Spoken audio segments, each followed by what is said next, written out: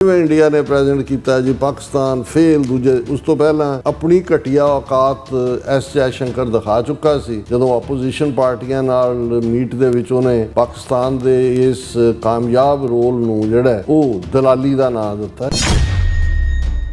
President Trump के हवाले नाल जिहड़ी पहली टर्म सी 2016 तो 2020 तक उहदे च तुसीं देखो कि पाकिस्तान प्रति जिहड़ा की अप्रोच सी ट्रंप उदों भारत दे ढह चढ़े हुए सी।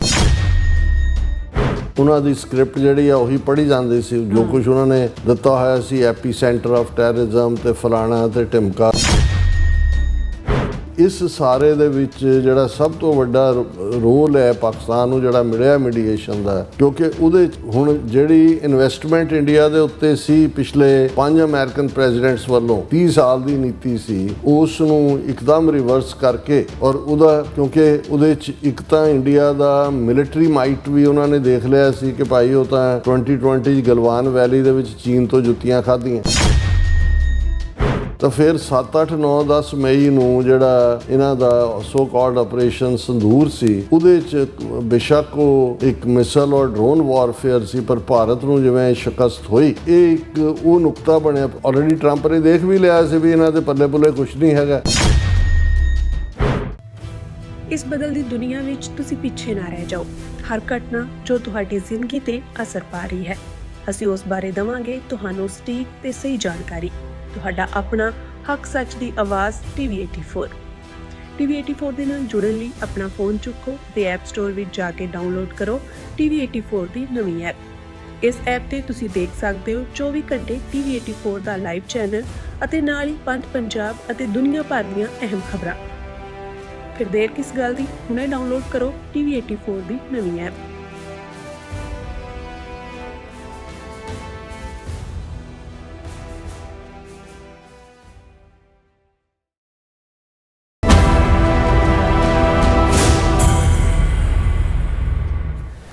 Viewers welcome back on programme. So viewers गलबात करन जा रहे हैं कि पाकिस्तान वालों ईरान क्राइसिस ਨੂੰ ਹੱਲ ਕਰਨ ਲਈ ਨਿਭਾਏ ਜਾ ਰਹੇ ਵਿਚੋਲਗੀ ਦੇ ਰੋਲ ਦੀ ਸਭ ਪਾਸੇ ਤਾਰੀਫ ਹੋ ਰਹੀ ਹੈ ਜਦੋਂ ਕਿ ਭਾਰਤੀ ਹਾਕਮਾਂ ਨੂੰ ਕੱਪੜਿਆਂ ਸਮੇਤ ਅੱਗ ਲੱਗੀ ਹੋਈ ਹੈ। ਪਾਕਿਸਤਾਨ ਐਨੇ ਇਤਬਾਰਯੋਗ ਵਿਚੋਲਗੀ ਦੇ ਰੋਲ ਜਿਹੜੇ ਤੱਕ ਕਿਵੇਂ ਉਹਨਾਂ ਨੇ ਨਿਭਾਇਆ ਹੈ ਸੋ ਇਸ ਪਿਛੋਕੜ ਬਾਰੇ ਆਪਾਂ ਗੱਲਬਾਤ ਕਰਨ ਜਾ ਰਹੇ ਹਾਂ। ਸੋ ਅਸੀਂ ਚਾਹਾਂਗੇ ਕਿ ਤੁਸੀਂ ਇਸੇ ਤਰ੍ਹਾਂ ਬਣੇ ਰਹਿਣਾ ਦੇਖਣ ਸੁਣਨ ਲਈ ਜਾਂ ਲਿਖਣ ਲਈ। ਤੁਹਾਡਾ ਸਭ ਦਾ ਬਹੁਤ ਬਹੁਤ ਸ਼ੁਕਰੀਆ ਜੀ। ਰਾਜ ਸਾਹਿਬ ਕੀ ਵਿਚਾਰਾਂ ਨੇ? देखो आलमोस्ट पिछले इन्हां सारे दिनों च खास तौर पर ईरान क्राइसिस शुरू होने तो बाद और जदों मिड दे विच सी तो उदों ये सामने आया कि पाकिस्तान वालों जिहड़ा मीडिएशन दा जां उस दे लई फैसिलिटेशन लफ्ज़ पहला ज़्यादा इस्तेमाल होया उस रोल नूं निभाया जा रहा है। और फिर जदों कि ऐन ये प्रेजिडेंट ट्रंप दी धमकी और वो टाइम ਜਿਹੜਾ ਉਹ ਨੇੜੇ ਆ ਰਿਹਾ ਸੀ ਜਿਹਦੇ 'ਚ ਕਿ ਦੁਨੀਆ ਭਰ ਦੇ ਲੋਕਾਂ ਨੇ ਜਿਹੜੇ ਸੈਂਸਿਟਿਵ ਵੀ ਨੇ ਜਾਂ ਜਿਹੜੇ ਦੁਨੀਆ ਨੂੰ ਸਮਝਦੇ ਨੇ ਉਹਨਾਂ ਦੇ ਦਿਲਾਂ ਦੀ ਧੜਕਣ ਵੱਧ ਰਹੀ ਸੀ ਕਿਉਂਕਿ ਪ੍ਰੈਜ਼ੀਡੈਂਟ ਟਰੰਪ ਦੀ ਦਿੱਤੀ ਡੈਡਲਾਈਨ ਸੀ ਕਿ ਵੀ ਜੇ ਈਰਾਨ ਨੇ ਜਿਹੜਾ ਉਹ ਸਰੈਂਡਰ ਨਾ ਕੀਤਾ ਤੇ whole civilization will be wiped out tonight ਕਿ ਇੱਕ ਰਾਤ ਦੇ ਵਿੱਚ ਸਾਰੀ ਸਿਵਲਾਈਜੇਸ਼ਨ ਉਸ ਤੋਂ ਪਹਿਲਾਂ ਸਟੋਨ ਏਜ ਦਾ ਉਹ ਜ਼ਿਕਰ ਕਰ ਚੁੱਕੇ ਸੀ। और जिस लैवल के उत्ते प्रेजिडेंट ट्रंप की डिसीजन मेकिंग है जां उन्हां दी अपनी जिद है जिहड़ी ज़ाहिर है कि जिहड़ा बंदा स्ट्रोंग विल्ड हुंदा है वो जिद्दी भी हुंदा है उसे नूं ही एक पासे तुसी डिटरमिनेशन वाला कह दिंदे हो दूसरे पासे उन्होंने तुसी जिहड़ा कोई होर नां दे दिंदे हो उन्होंने तुसी कहंदे हो कि नहीं ये जिहड़ा है वो हठी है गल मनदा नहीं है। मकसद तो उही हुंदा है कि भी उस नूं तुसी की टर्म कहना और इस हवाले नाल हर एक नूं इसी खौफ के पाई की होण जा रहा है। पर ऐन उस मौके कुछ घंटे पहला ही नवाज शरीफ पाकिस्तान के प्राइम मिनिस्टर उन्होंने अपील की कि जिहड़ा 2 हफ्ते लई सीज़ फायर किया जाए और फिर खबर आई क्योंकि वो अपील तो पहला ही ज़ाहिर सी कि भी जिहड़ी बैकडोर चैनल जिन्होंने कहते हैं उहदे राहीं ये एग्रीमेंट हो चुका सी। और फिर जिस 2 हफ्ते के सीज़ फायर तो बाद पाकिस्तान ने बड़े मेहनत दे नाल वेरी जिहड़ा उन्होंने मैटिकुलसली प्लान किया इस्लामाबाद डायलॉग जिन्होंने कहा गया इस्लामाबाद समिट भी ਔਰ ਉਸ ਦੇ ਵਿੱਚ ਹਾਈ ਲੈਵਲ ਡੈਲੀਗੇਸ਼ਨ ਅਮਰੀਕਾ ਦਾ ਵਿਟਕੌਫ ਵੀ ਔਰ ਜੈਰੀ ਕੁਸ਼ਨਰ ਵੀ, ਪਰ ਜਿਹਨੂੰ ਲੀਡ ਵਾਈਸ ਪ੍ਰੈਜ਼ੀਡੈਂਟ ਜਿਹੜੇ ਨੇ ਮਿਸਟਰ ਵੈਂਸ ਕਰ ਰਹੇ ਸੀ। ਸੋ ਉਸ ਤੋਂ ਵੀ ਜ਼ਾਹਰ ਹੋਇਆ ਕਿ ਵੀ ਦੇ ਮੀਨ ਬਿਜ਼ਨਸ। ਔਰ ਈਰਾਨ ਦਾ ਤਾਂ ਰਾਦਰ ਕੰਪਲੀਟ ਕੰਪੀਟੈਂਟ ਉਹਨਾਂ ਦਾ ਡੈਲੀਗੇਸ਼ਨ, ਕਿਉਂਕਿ ਅਮਰੀਕਾ ਦੇ ਡੈਲੀਗੇਸ਼ਨ ਲਈ ਤਾਂ ਇਹ ਸੀ ਕਿ ਉਹ JD ਵੈਂਸ 21 ਘੰਟੇ ਦੀ ਜਿਹੜੀ ਮੈਰਾਥਨ ਸੈਸ਼ਨ ਚੱਲਿਆ ਉਹਦੇ 'ਚ 11 ਵਾਰ ਉਹਨਾਂ ਨੇ ਪ੍ਰੈਜ਼ੀਡੈਂਟ ਟਰੰਪ ਦੇ ਨਾਲ ਗੱਲ ਕੀਤੀ, ਪਰ ਈਰਾਨ ਵਾਲਿਆਂ ਨੇ ਕੋਈ ਕਿਸੇ ਨਾਲ ਕਮਿਊਨੀਕੇਟ ਪਿੱਛੇ ਨਹੀਂ, ਕਿਉਂਕਿ ਉਹਨਾਂ ਨੂੰ ਉਹ ਆਲ ਪਾਵਰਡ ਸੀ ਔਰ ਇਸ ਨਜ਼ਰੀਏ ਦੇ ਨਾਲ ਹੀ ਆਏ ਸੀ। ਇੱਕ ਤਾਂ ਜਿਵੇਂ ਉਹਨਾਂ ਦੇ ਹੁਣ ਜਿਹੜੇ ਅੱਡ ਸਪੋਕਸਮੈਨ ਤਰੀਕਿਆਂ ਦੇ ਨਾਲ ਆਪਣੀ ਗੱਲ ਕਰਦੇ ਨੇ ਕਿ ਹਾਲਾਂ ਈਰਾਨ ਬਹੁਤ ਸਸਪੀਸ਼ੀਅਸ ਸੀ ਅਮਰੀਕਾ ਬਾਰੇ, ਹੁਣ ਵੀ ਹੈ ਕਿ ਵੀ 2 ਵਾਰ ਤਾਂ ਜਦੋਂ ਗੱਲਬਾਤ ਨਿਊਕਲੀਅਰ ਮੁੱਦੇ ਦੇ ਉੱਤੇ ਹੋਈ ਜਨੀਵਾ 'ਚ, ਔਰ ਦੂਜਾ ਅਮਰੀਕਾ ਨੇ ਟਰਸਟ ਤੋੜਿਆ। ਔਰ ਹੁਣ ਕਿਉਂਕਿ ਜਿਵੇਂ ਅਸੀਂ ਇਹ ਕਿਹਾ ਕਿ ਵੀ ਪ੍ਰੈਜ਼ੀਡੈਂਟ ਟਰੰਪ ਤਾਂ ਉਸ ਜੰਗ ਦੇ ਵਿੱਚ ਡਰੈਗ ਕੀਤੇ ਗਏ। ਜੇ ਅਮਰੀਕਾ ਨੇ ਪਲਾਨ ਕੀਤੀ ਹੁੰਦੀ ਕਿ ਵੀ ਈਰਾਨ ਦੇ ਖਿਲਾਫ ਲੜਨਾ, ਫਿਰ ਇਨ ਸਟ੍ਰੈਟਜੀ ਤੇ ਆਊਟ ਸਟ੍ਰੈਟਜੀ ਹੁੰਦੀ ਉਹ ਤਾਂ। ਔਰ ਇਹੀ ਕਾਰਨ ਹੈ ਕਿ ਵੀ ਜਦੋਂ ਈਰਾਨ ਦੀ ਸਟਿਫ ਰੈਜ਼ਿਸਟੈਂਸ ਹੋਈ ਔਰ ਉਸ ਦੀਆਂ ਮਿਸਲਸ ਔਰ ਡਰੋਨਸ ਉਹ ਇੰਨੇ ਕਾਰਗਰ ਸਾਬਤ ਹੋਏ, ਤੇ ਅਮਰੀਕਨ ਜਿਹੜੇ ਨੇ ਉਹਨਾਂ ਨੂੰ ਜਿਹੜਾ ਫੌਜੀ ਤੌਰ ਦੇ ਉੱਤੇ ਕੋਈ ਪਲਾਨ B ਪਲਾਨ C ਤਾਂ ਹੈ ਨਹੀਂ ਸੀ, ਕਿਉਂਕਿ ਜਿਸ ਤੇਜ਼ੀ ਦੇ ਨਾਲ ਅਮਰੀਕਾ ਡਰੈਗ ਹੋ ਗਿਆ ਇਹ ਸਾਰੇ।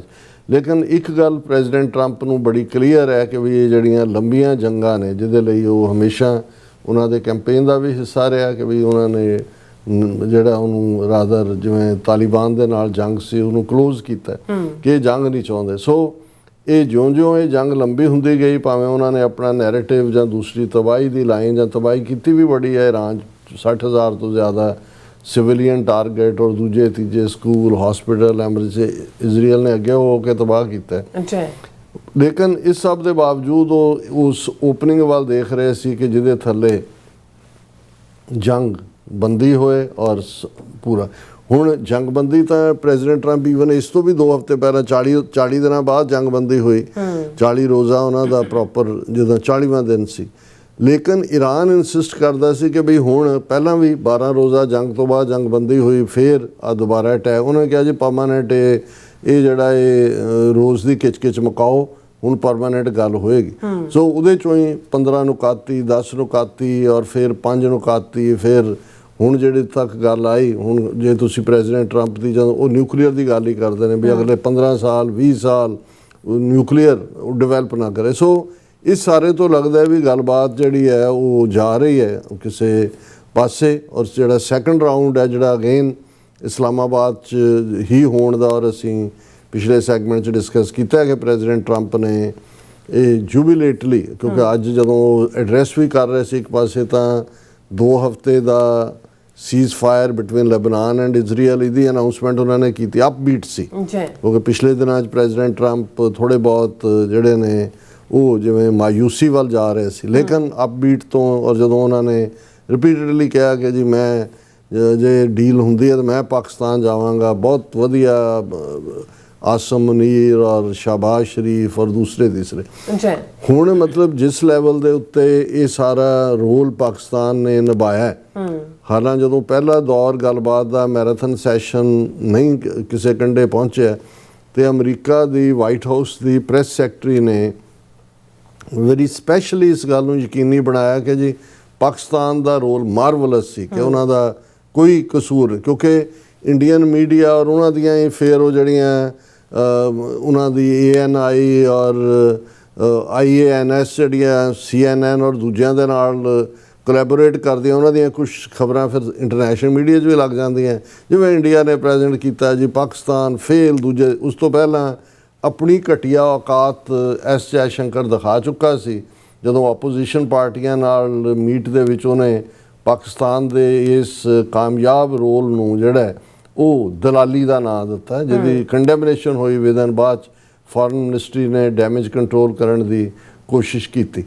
ਹੁਣ ਜਿਹੜੀ ਗੱਲ ਈਵਨ ਇੰਡੀਅਨ ਮੀਡੀਆ 'ਚ ਉਹਨਾਂ ਦੇ ਜਿਵੇਂ ਪ੍ਰਿੰਟ ਜਾਂ ਸਕਰੋਲ ਵਰਗੇ ਜਿਹੜੀਆਂ ਪਬਲੀਕੇਸ਼ਨਸ ਆਪਣੇ ਆਪ ਨੂੰ ਗੋਦੀ ਮੀਡੀਆ ਤੋਂ ਜਾਂ ਮੋਦੀ ਮੀਡੀਆ ਤੋਂ ਪਾਸੇ ਰੱਖ ਕੇ ਦੇਖਦੀਆਂ ਨੇ, ਉਹ ਵੀ ਜਿਹੜੀਆਂ ਨੇ ਇਸ ਦੇ ਉੱਤੇ, ਕਿਉਂਕਿ ਆਮ ਲੋਕਾਂ ਨੂੰ ਖਾਸ ਤੌਰ ਤੇ ਜਿਹੜੇ ਸਾਊਥ ਏਸ਼ੀਅਨ ਨੇ, ਇੰਡੀਅਨ, ਯੂਰਪ ਦੇ ਵਿੱਚ ਵੀ ਜਿਹੜਾ ਪਾਕਿਸਤਾਨ ਦਾ ਇਮੇਜ ਬਣਾਇਆ ਹੋਇਆ ਸੀ। ਈਵਨ ਜੇ ਪ੍ਰੈਜ਼ੀਡੈਂਟ ਟਰੰਪ ਦੇ ਹਵਾਲੇ ਨਾਲ ਜਿਹੜੀ ਪਹਿਲੀ ਟਰਮ ਸੀ 2016 ਤੋਂ 2020 ਤੱਕ, ਉਹਦੇ 'ਚ ਤੁਸੀਂ ਦੇਖੋ ਕਿ ਪਾਕਿਸਤਾਨ ਪ੍ਰਤੀ ਜਿਹੜਾ ਕੀ ਅਪਰੋਚ ਸੀ ਟਰੰਪ, ਉਦੋਂ ਭਾਰਤ ਦੇ ਢਹਿ ਚੜ੍ਹੇ ਹੋਏ ਸੀ। ਉਹਨਾਂ ਦੀ ਸਕ੍ਰਿਪਟ ਜਿਹੜੀ ਆ ਉਹੀ ਪੜ੍ਹੀ ਜਾਂਦੀ ਸੀ, ਜੋ ਕੁਝ ਉਹਨਾਂ ਨੇ ਦਿੱਤਾ ਹੋਇਆ ਸੀ, ਐਪੀ ਸੈਂਟਰ ਆਫ ਟੈਰਰਿਜ਼ਮ ਤੇ ਫਲਾਣਾ ਤੇ ਢਿਮਕਾ ਤੇ ਦੂਜਾ। ਲੇਕਿਨ ਪਾਕਿਸਤਾਨ ਨੇ ਉਸ ਦੌਰ ਨੂੰ ਵੀ ਜਿਹੜਾ, ਔਰ ਉਸੇ ਪੀਰੀਅਡ 'ਚ ਪ੍ਰੈਜ਼ੀਡੈਂਟ ਟਰੰਪ ਦੀ ਪਹਿਲੀ ਟਰਮ ਵੇਲੇ 5 ਅਗਸਤ 2019 ਨੂੰ ਭਾਰਤ ਨੇ ਯੂਨੀਲੈਟਰਲੀ ਜਾ ਕੇ ਪਾਰਲੀਮੈਂਟ ਦੇ ਇੱਕ ਸਲਿੱਪ ਪੜ੍ਹ ਕੇ ਤੇ ਕਸ਼ਮੀਰ ਦਾ ਆਰਟੀਕਲ 370-35A ਖਤਮ ਕੀਤਾ। ਜੰਮੂ ਕਸ਼ਮੀਰ ਦੇ ਜਿਹੜੇ 3 ਟੁਕੜੇ ਕਰਤੇ ਕਿ ਵੀ ਉਹ ਅਲੱਗ ਲਦਾਖ ਨੂੰ ਅੱਡ ਬਣਾ ਦਿੱਤਾ, ਜੰਮੂ ਕਸ਼ਮੀਰ ਨੂੰ ਅੱਡ ਯੂਨੀਅਨ ਟੈਰੀਟਰੀ ਬਣਾ ਦਿੱਤਾ, ਉਹਦਾ ਸਟੇਟ ਦਾ ਰੁਤਬਾ ਹੀ ਖਤਮ ਕਰ ਦਿੱਤਾ। ਲੇਕਿਨ ਪ੍ਰੈਜ਼ੀਡੈਂਟ ਟਰੰਪ ਨੇ ਕੁਛ ਨਹੀਂ ਸੀ ਕਿਹਾ, ਕਿਉਂਕਿ ਉਸ ਵੇਲੇ ਮੋਡੀ ਹੋ ਰਿਹਾ ਸੀ 4 ਚਫੇਰੇ, ਔਰ ਚੱਲ ਰਿਹਾ ਸੀ ਕਿ ਅਬ ਕੀ ਵਾਰ ਟਰੰਪ ਸਰਕਾਰ ਇੱਧਰ ਹਿਊਸਟਨ ਦੇ ਵਿੱਚ ਇਹ ਚੱਲ ਰਿਹਾ ਸੀ ਤੇ ਅਹਿਮਦਾਬਾਦ ਦੇ ਵਿੱਚ ਜਿਹੜਾ ਉਹ ਨਮਸਤੇ ਟਰੰਪ ਇਹ ਚੱਲ ਰਿਹਾ ਸੀ। ਸੋ ਇਸ ਸਭ ਹੁਣ ਦੂਸਰੀ ਟਰਮ ਦੀ ਸ਼ੁਰੂਆਤੀ ਦੌਰ ਦੇ ਵਿੱਚ ਹੀ ਜਿਵੇਂ ਪ੍ਰੈਜ਼ੀਡੈਂਟ ਟਰੰਪ ਨੇ ਛਿਟਕ ਕੇ ਭਾਰਤ ਨੂੰ ਪਰੇ ਸੁੱਟਿਆ, ਔਰ ਅਮਰੀਕਾ ਦੇ ਨਾਲ ਪਾਕਿਸਤਾਨ ਦੇ ਨਾਲ ਜਿਹੜੀਆਂ ਸਾਂਝਾਂ ਦੀ ਗੱਲ ਹੈ, ਔਰ 1 ਸਾਲ 'ਚ ਇਹ ਇਸ ਲੈਵਲ ਤੱਕ ਰਿਲੇਸ਼ਨਸ਼ਿਪ ਚਲੀ ਗਈ ਕਿ ਅੱਜ ਸਭ ਤੋਂ ਵੱਡਾ ਕ੍ਰਾਈਸਿਸ ਜਿਹਦੇ 'ਚ ਵੱਡੀਆਂ ਤਾਕਤਾਂ, ਕਿਉਂਕਿ ਜਦੋਂ ਅਸੀਂ ਈਰਾਨ ਦੀ ਗੱਲ ਕਰਦੇ ਹਾਂ, ਰੂਸ ਔਰ ਚਾਈਨਾ ਈਰਾਨ ਦੇ ਨਾਲ ਖੜੇ ਨੇ। ਇਹ ਵੀ ਆਇਆ ਕਿ ਜੀ ਉਹਨਾਂ ਦੀ ਜਿਹੜੇ ਸੈਟੇਲਾਈਟ ਯੂਜ਼ ਹੋ ਰਹੀ ਹੈ, ਉਹਨਾਂ ਦੇ ਵੈਪਨ ਯੂਜ਼ ਹੋ ਰਹੇ ਨੇ ਔਰ ਫਲਾਣਾ।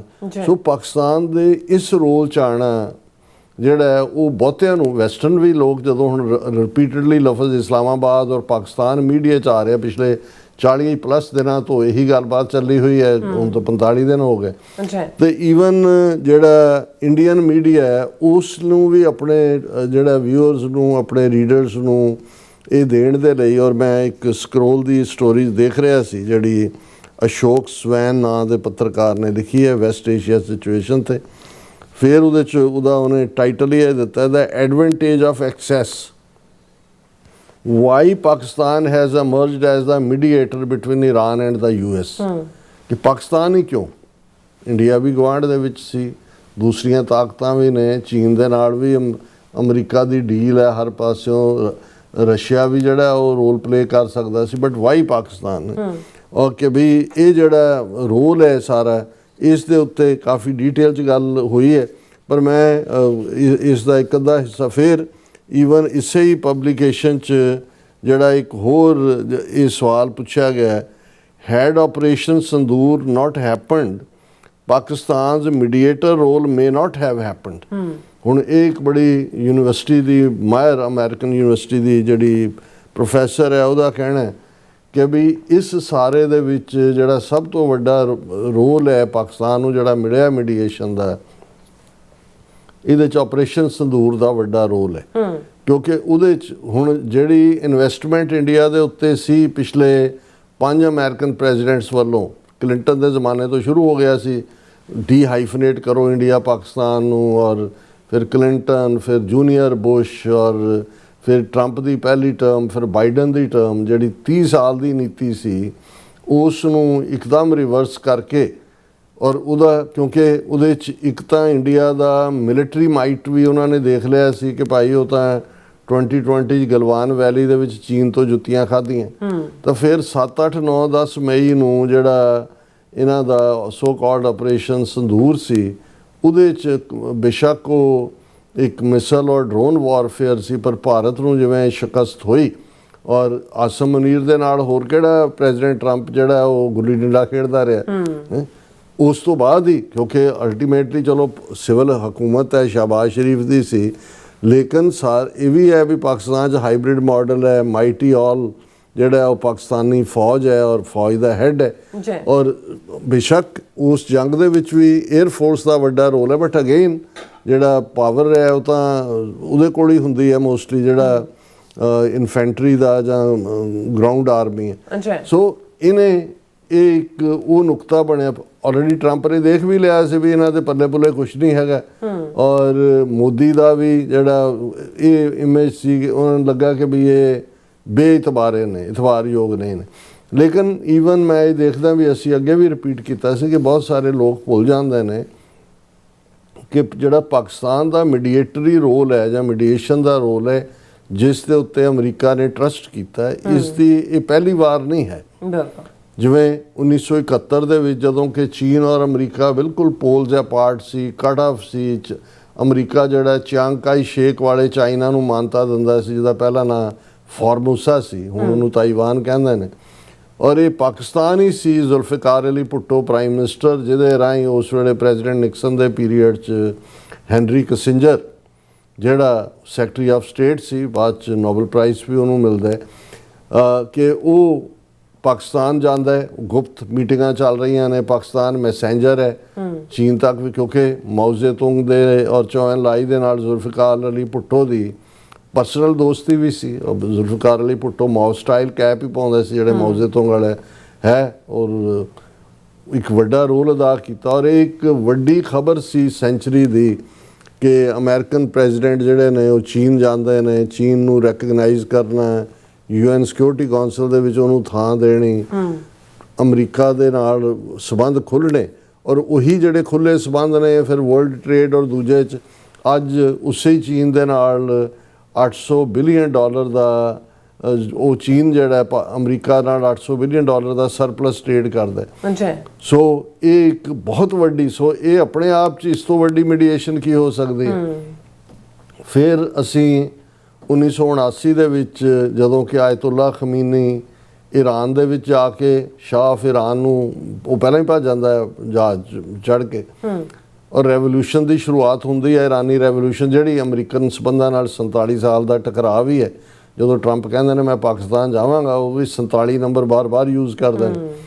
ਪਰ ਉਹੀ ਸਾਲ ਹੈ 1999 ਦਾ, 47 ਵਰ੍ਹੇ ਪਹਿਲਾਂ, ਜਦੋਂ ਸੋਵੀਅਤ ਯੂਨੀਅਨ ਅਫਗਾਨਿਸਤਾਨ ਦੇ ਉੱਤੇ ਕਬਜ਼ਾ ਕਰਦਾ, ਉਹਦੀ ਫੌਜ ਆ ਜਾਂਦੀ ਹੈ, ਪਾਕਿਸਤਾਨ ਟ੍ਰੇਨਿੰਗ ਗਰਾਊਂਡ ਬਣ ਜਾਂਦਾ ਹੈ ਮੁਜਾਹਿਦੀਨ ਦਾ। ਅਮਰੀਕਾ ਦੀ CIA ਔਰ ISI ਦਾ ਜੁਆਇੰਟ ਆਪਰੇਸ਼ਨ ਅਗਲੇ ਲਗਭਗ ਜਿਹੜਾ ਉਹ 8 ਸਾਲ 9 ਸਾਲ ਚੱਲਦਾ ਹੈ ਜੀ। ਔਰ ਇਹ ਉਹੀ ਪੀਰੀਅਡ ਹੈ ਜਿਹਦੇ 'ਚ ਕਿ ਫਿਰ ਉਸ ਨੂੰ ਮਜ਼ਹਬੀ ਜੰਗ ਦਾ, ਜਿਹਾਦ ਦਾ ਨਾਂ ਦਿੱਤਾ ਜਾਂਦਾ ਕਿ ਜੀ ਕਮਿਊਨਿਜ਼ਮ ਜਿਹੜਾ ਹੈ ਉਹ ਨਾਸਤਕ ਨੇ, ਕਾਫਰ ਨੇ, ਔਰ ਇਸਲਾਮ ਦੀ, ਔਰ ਇਹ ਸੀ ਕਿ ਵੀ ਅਫਗਾਨਿਸਤਾਨ ਤੋਂ ਬਾਅਦ ਪਾਕਿਸਤਾਨ ਵੱਲ ਵਧਣਗੇ। ਸੋ ਜ਼ਾਹਰ ਹੈ ਕਿ ਜਿਹੜਾ ਲਫ਼ਜ਼ ਵੀ ਘੜਿਆ ਗਿਆ ਹੋਲੀ ਵਾਰੀਅਰ, ਮੁਜਾਹਿਦੀਨ। ਸੋਵੀਅਤ ਯੂਨੀਅਨ ਜਿਹੜੇ ਅੱਧਾ ਯੂਰਪ 'ਤੇ ਕਬਜ਼ਾ ਕੀਤਾ ਹੋਇਆ ਸੀ, ਅਮਰੀਕਾ ਨੂੰ ਵਿਤਨਾਮ, ਔਰ ਕਿਉਂਕਿ ਪ੍ਰੋਕਸੀ ਵਾਰਸ ਹੀ ਚੱਲ ਰਹੀਆਂ ਸੀ। ਸੋ ਅਫਗਾਨਿਸਤਾਨ ਜਿਹੜਾ ਹੈ ਫਾਈਨਲੀ ਉਹਨਾਂ ਦੀ ਗ੍ਰੇਵ ਯਾਰਡ ਬਣ ਜਾਂਦਾ ਹੈ ਸੋਵੀਅਤ ਅੰਪਾਇਰ ਦੀ। 15 ਟੁਕੜਿਆਂ 'ਚ ਸੋਵੀਅਤ ਯੂਨੀਅਨ ਟੁੱਟਦਾ, ਪਰ ਉਹ ਡਿਸਆਰਡਰਲੀ ਨਹੀਂ ਸੀ ਕਿ ਵੀ। ਔਰ ਮੈਂ ਜਦੋਂ ਅੱਜ ਹੋਰ ਫਰਦਰ ਇਸ ਮੁੱਦੇ ਦੇ ਉੱਤੇ ਰਿਸਰਚ ਕਰ ਰਿਹਾ ਸੀ ਕਿ ਭਾਈ ਪਾਕਿਸਤਾਨ ਨੇ ਉਸ ਜਿਹੜਾ ਉਹ ਵੀ ਜਨੇਵਾ ਅਕੋਰਡ ਉਹਦੇ 'ਚ ਹੋਇਆ ਸੀਗਾ 1988 ਦੇ ਵਿੱਚ, ਕਿਉਂਕਿ 1979 ਤੋਂ ਇਹ ਜੰਗ ਸ਼ੁਰੂ, 1988 ਤੱਕ ਪਹੁੰਚਦਿਆਂ ਸੋਵੀਅਤ ਯੂਨੀਅਨ ਦੀ ਬੱਸ ਹੋ ਗਈ ਸੀ। ਬੇਸ਼ੱਕ ਅਮਰੀਕਾ ਦੀਆਂ ਸਟਿੰਗਰ ਮਿਸਲਸ ਦਾ ਰੋਲ ਸੀ, ਟਫ ਪਠਾਨ ਜਿਹੜੇ ਲੜਨ ਮਰਨ ਲਈ ਤਿਆਰ ਸੀ। ਉਹਨਾਂ ਜ਼ਮਾਨਿਆਂ 'ਚ ਓਸਾਮਾ ਬਿਨ ਲੈਡਨ ਇਜਿਪਟ ਤੋਂ ਹੋਏ, ਚੈਚਨੀਅਨ ਲੜੇ। ਦੁਨੀਆ ਭਰ ਭਾਵੇਂ ਥੋੜ੍ਹੇ ਥੋੜ੍ਹੇ ਸੀ ਲੜਨ ਵਾਲੇ, ਤਾਂ ਅਸਲੀ ਪਖਤੂਨ ਸੀ, ਲੇਕਿਨ ਦੁਨੀਆ ਭਰ ਦੇ ਮੁਸਲਮਾਨਾਂ ਨੇ ਜਿਹੜੇ ਲੜਾਕੇ ਸੀ ਜਿਹੜੇ ਇਸ ਜੰਗ ਦਾ ਹਿੱਸਾ ਬਣੇ। ਸੋ ਇਵੈਂਚੁਅਲੀ ਇਹ ਨਹੀਂ ਹੈ ਵੀ ਸੋਵੀਅਤ ਯੂਨੀਅਨ ਸਵੇਰ ਵੇਲੇ ਅਫਗਾਨ ਉੱਠੇ ਤਾਂ ਉਹਨਾਂ ਨੇ ਦੇਖਿਆ ਕਿ ਜੀ ਸੋਵੀਅਤ ਫੌਜਾਂ ਚਲੀਆਂ, ਨਹੀਂ, ਇੱਕ ਅਕੋਰਡ ਹੋਇਆ ਔਰ ਇਹ ਉਹਨੂੰ ਜਨੀਵਾ ਅਕੋਰਡ ਕਹਿੰਦੇ ਨੇ। ਉਹਦੇ 'ਚ ਨੈਗੋਸ਼ੀਏਸ਼ਨ ਹੋਈ ਤਾਲਿਬਾਨ ਨਾਲ, ਔਰ ਪਾਕਿਸਤਾਨ ਨੇ ਉਸ ਅਕੋਰਡ ਦੇ ਵਿੱਚ ਵੀ ਜਿਹੜਾ 1988 ਜਨੀਵਾ ਅਕੋਰਡ ਸੀ, ਜਿਹਦੇ ਥੱਲੇ ਸੋਵੀਅਤ ਯੂਨੀਅਨ ਨੇ ਆਪਣੀਆਂ ਫੋਰਸਿਸ ਵਿਦਡਰਾ ਕੀਤੀਆਂ ਸੀ, ਉਸ ਦੇ ਵਿੱਚ ਵੀ ਪਾਕਿਸਤਾਨ ਨੇ ਮੇਨ ਰੋਲ ਅਦਾ ਕੀਤਾ। ਹਾਲਾਂ ਪਾਕਿਸਤਾਨ ਉਸ ਜਨੀਵਾ ਅਕੋਰਡ ਦੇ ਵਿੱਚ ਸਿਗਨੇਟਰੀ ਵੀ ਸੀ, ਇੰਟਰਮੀਡੀਏਟਰੀ ਵੀ ਸੀ। ਇੰਟਰਮੀਡੀਏਸ਼ਨ ਕਿਉਂਕਿ ਉਸ ਗੱਲ ਨੂੰ ਤਾਲਿਬਾਨ, ਕਿਉਂਕਿ ਪਾਕਿਸਤਾਨ ਹੀ ਬੇਸ ਸੀ, ਤੇ ਉਹਨਾਂ ਨੂੰ ਜਿਹੜੇ ਲੜਨ ਵਾਲੇ ਸੀ ਮੁਜਾਹਿਦੀਨ ਦੇ ਥੱਲੇ, ਜਿਨ੍ਹਾਂ 'ਚ ਕਿਉਂਕਿ ਅਫਗਾਨਿਸਤਾਨ ਦੀ ਡੈਮੋਗ੍ਰਾਫੀ 'ਚ ਵੀ ਡਿਫਰੈਂਟ ਕਬੀਲੇ ਵੀ ਨੇ, 50-55% ਪਖਤੂਨ ਨੇ, ਪਰ ਤਾਜ਼ਕ ਵੀ ਨੇ, ਹਜ਼ਾਰੇ ਵੀ ਨੇ, ਉਜ਼ਬੈਕ ਵੀ ਨੇ, ਮਸੂਦ ਵੀ ਸੀ ਨਾਰਥ ਦਾ, ਉਹ ਸਾਰੇ ਤੋਂ। ਸੋ ਇਹ ਜਿਹੜਾ ਇਹਨਾਂ ਸਾਰਿਆਂ ਦੇ ਨਾਲ ਵੀ ਕਿਵੇਂ ਜਾਣਾ, ਔਰ ਉਹ ਇਵੇਂ ਡਿਸਆਰਡਰਲੀ ਨਹੀਂ ਸੀ ਜਿਵੇਂ ਕਿ ਅਮਰੀਕਾ ਦੀ ਫੌਜ ਜਿਹੜੀ ਹੈ ਉਹ ਉੱਥੋਂ ਨਿਕਲੀ ਹੈ ਹੁਣ ਕਾਬਲ ਚੋਂ। ਜੀ ਸੋ ਉਹਦੇ 'ਚ ਪਾਕਿਸਤਾਨ ਨੇ ਐਜ਼ ਏ ਇੰਟਰਮੀਡੀਏਟਰੀ ਪਹਿਲਾਂ ਗੱਲਬਾਤ ਕਰਾਉਣ ਦੇ ਵਿੱਚ ਵੀ, ਔਰ ਫਿਰ ਜਿਹੜਾ ਉਸ ਦਾ ਜਿਹੜਾ ਰੋਲ ਸੀ ਉਹ ਸਿਗਨੇਟਰੀ ਦੇ ਤੌਰ ਦੇ ਉੱਤੇ ਵੀ ਹੋਇਆ। ਫਿਰ ਅਸੀਂ ਦੁਬਾਰਾ ਜਦੋਂ ਅਫਗਾਨਿਸਤਾਨ ਦੇ ਹਵਾਲੇ ਨਾਲ ਹੀ ਦੇਖਦੇ ਹਾਂ, 2009-11 ਤੋਂ ਬਾਅਦ ਅਮਰੀਕਨ ਫੌਜ ਪਹੁੰਚ ਗਈ, ਨੈਟੋ ਵੀ ਪਹੁੰਚ ਗਈ। ਹੁਣ ਜਿਹੜੀ ਨੈਗੋਸ਼ੀਏਸ਼ਨ ਫਾਈਨਲੀ ਟਰੰਪ ਦੇ ਪੀਰੀਅਡ ਦੇ ਵਿੱਚ ਤਾਲਿਬਾਨ ਦੇ ਨਾਲ ਹੋਈ, ਦੋਹਾ ਦੇ ਵਿੱਚ ਦਫ਼ਤਰ ਖੁਲਾਇਆ ਗਿਆ ਤਾਲਿਬਾਨ ਦਾ, ਔਰ ਪਾਕਿਸਤਾਨ ਨੇ ਇਨੀਸ਼ੀਏਟ 2015 'ਚ ਹੋ ਗਈ ਸੀ, ਜੀ ਉਸ ਤੋਂ ਪਹਿਲੀ ਟਰਮ ਦੇ ਵੇਲੇ, ਉਦੋਂ ਅਜੇ ਲੇਕਿਨ ਟਰੰਪ ਨੇ ਇਹਨੂੰ ਯਕੀਨੀ ਬਣਾਇਆ ਵੀ ਇਹ ਗੱਲਬਾਤ ਅੱਗੇ ਤੁਰੇ। ਹੁਣ ਆਲਮੋਸਟ 4 ਸਾਲ ਜਾਂ 4.5 ਸਾਲ ਜਿਸ ਨੈਗੋਸ਼ੀਏਸ਼ਨ ਨੂੰ ਪਾਕਿਸਤਾਨ ਨੇ ਜਾਰੀ ਰੱਖਿਆ, ਇਸ ਤੋਂ ਵੱਡੀ ਹੋਰ ਕਾਮਯਾਬ ਵਿਚੋਲਗੀ ਕੀ ਹੋ ਸਕਦੀ ਹੈ। ਔਰ ਫਾਈਨਲੀ ਜਿਹੜਾ ਜਿਹਦੇ ਥੱਲੇ ਫਿਰ ਬੇਸ਼ੱਕ ਬਾਈਡਨ ਪੀਰੀਅਡ ਤੱਕ ਪਹੁੰਚਦਿਆਂ ਹੀ ਜਿਹੜੀ ਹੈ ਤਾਲਿਬਾਨ ਨੇ ਵਾਪਸ ਕਬਜ਼ਾ ਕੀਤਾ, ਉਹ ਥੋੜ੍ਹਾ ਜਿਹਾ ਉਦੋਂ ਹਥਿਆਰ ਵਗੈਰਾ ਵੀ ਅਮਰੀਕਾ ਦੇ ਉੱਥੇ ਰਹਿ ਗਏ, ਲੇਕਿਨ ਇਹ ਵੀ ਪਾਕਿਸਤਾਨ ਦੇ ਹਿੱਸੇ ਹੀ ਆਇਆ ਕਿ ਬਈ ਉਸ ਨੇ ਵਿਚੋਲਗੀ ਕੀਤੀ। ਫਿਰ ਜਦੋਂ ਹੁਣ ਇਹ ਆ ਰਿਹਾ ਕਿ ਵੀ ਦੇਖੋ ਇੱਕੋ ਵੇਲੇ ਪਾਕਿਸਤਾਨ ਸਾਊਦੀ ਅਰੇਬੀਆ ਦੇ ਨਾਲ ਵੀ ਉਹਦੇ, ਹਾਲਾਂਕਿ ਈਰਾਨ ਨੇ ਸਾਊਦੀ ਅਰੇਬੀਆ ਦਾ ਵੀ ਹਮਲਾ ਕੀਤਾ, ਵੀ ਉਹਨਾਂ ਦੇ ਜਿਹੜੇ ਫੀਲਡ ਮਾਰਸ਼ਲ ਨੇ ਆਸਮ ਮੁਨੀਰ, ਉਹ ਤਹਿਰਾਨ 'ਚ ਬੈਠੇ ਹੋਏ ਨੇ, ਸ਼ਹਬਾਜ਼ ਸ਼ਰੀਫ ਸਾਊਦੀ ਅਰੇਬੀਆ 'ਚ ਬੈਠਾ ਹੋਇਆ। ਪਰ ਬਹੁਤੇ ਲੋਕ ਭੁੱਲ ਜਾਂਦੇ, ਔਰ ਸਾਊਦੀ ਅਰੇਬੀਆ ਔਰ ਈਰਾਨ ਦੀ ਤਾਂ ਹਮੇਸ਼ਾ ਹੀ ਕਸ਼ੀਦਗੀ ਰਹੀ ਹੈ। ਈਵਨ ਜਿਹੜੇ ਪ੍ਰੋਕਸੀ ਹੂਤੀ ਨੇ ਯਮਨ ਦੇ, ਉਹ ਸਾਊਦੀ ਅਰੇਬੀਆ ਨੂੰ ਦਾ ਉਹਨਾਂ ਨੇ ਬੜੀ ਬਾਂਬਾਂ ਕਰਾਈ ਹੈ ਬੜਾ ਲੰਬਾ ਵਕਤ। ਬਿਲਕੁਲ। ਪਰ ਈਵਨ ਪਾਕਿਸਤਾਨ ਨੇ ਇਸ 'ਚ ਵੀ ਐਫਰਟ ਕੀਤਾ ਬਹੁਤ ਕਿ ਸਾਊਦੀ ਅਰੇਬੀਆ ਔਰ ਈਰਾਨ ਦੇ ਵਿੱਚ ਜਿਹੜੀ ਹੈ ਉਹ ਕਸ਼ੀਦਗੀ ਘਟਾਈ ਜਾਏ। ਹਾਲਾਂਕਿ ਕੋਈ ਪ੍ਰਤੱਖ ਸਮਝੌਤਾ ਕਰਾਉਣ 'ਚੋਂ ਕਾਮਯਾਬ ਨਹੀਂ ਸੀ ਹੋਏ ਪਾਕਿਸਤਾਨ ਦੇ, ਲੇਕਿਨ ਇਵੈਂਚੁਅਲੀ ਜਿੱਥੇ ਕੰਮ ਪਾਕਿਸਤਾਨ ਨੇ ਛੱਡਿਆ, ਫਿਰ ਚੀਨ ਨੇ ਵਿਚੋਲਗੀ ਕੀਤੀ, ਔਰ 2023 ਦੇ ਵਿੱਚ ਸਾਊਦੀ ਅਰੇਬੀਆ ਔਰ ਈਰਾਨ ਦੋਨਾਂ ਨੂੰ ਇਨਵਾਈਟ ਕੀਤਾ, ਉਹਨਾਂ ਦੇ ਜਿਹੜੇ ਨੁਮਾਇੰਦਿਆਂ ਨੂੰ, ਔਰ ਸਮਝੌਤਾ। ਔਰ ਇਸ ਵੇਲੇ ਜਿਹੜਾ ਹੁਣ ਸਾਊਦੀ ਅਰੇਬੀਆ ਵੀ ਕਹਿ ਰਿਹਾ ਵੀ ਈਰਾਨ ਨੂੰ ਪ੍ਰਵੋਕ ਨਾ ਕਰੋ, ਇਹਦੇ ਪਿੱਛੇ ਇਹ ਵੀ ਰੀਜ਼ਨ ਹੈ ਕਿ ਜਿਹੜੀ ਬਹੁਤ ਸਾਰੀ ਕਸ਼ੀਦਗੀ ਬਿਟਰਨੈਸ ਸੀ ਦੋਨਾਂ ਦੇ ਵਿੱਚ, ਉਹਨੂੰ ਪਾਕਿਸਤਾਨ ਨੇ ਘਟਾਇਆ। ਔਰ 2023 ਦੇ ਵਿੱਚ ਇਹ ਫਾਈਨਲੀ ਚੀਨ ਨੇ ਇਹਨਾਂ ਦੇ ਵਿਚਾਲੇ ਜਿਹੜਾ ਅਕੋਰਡ ਕਰਵਾਇਆ। ਫਿਰ ਹੋਰ ਫੈਕਟਰ ਵੀ ਪਾਕਿਸਤਾਨ ਦੇ ਪੱਖ 'ਚ ਨੇ, ਜਿਵੇਂ ਸ਼ੀਆ ਪਾਪੂਲੇਸ਼ਨ ਹੈ, ਫੌਜ ਹੈ, ਸਾਊਦੀ ਅਰੇਬੀਆ ਦੀ ਹਿਫਾਜ਼ਤ ਲਈ ਵੀ ਹੁਣ ਡਿਫੈਂਸ ਪੈਕਟ ਵੀ ਹੈ।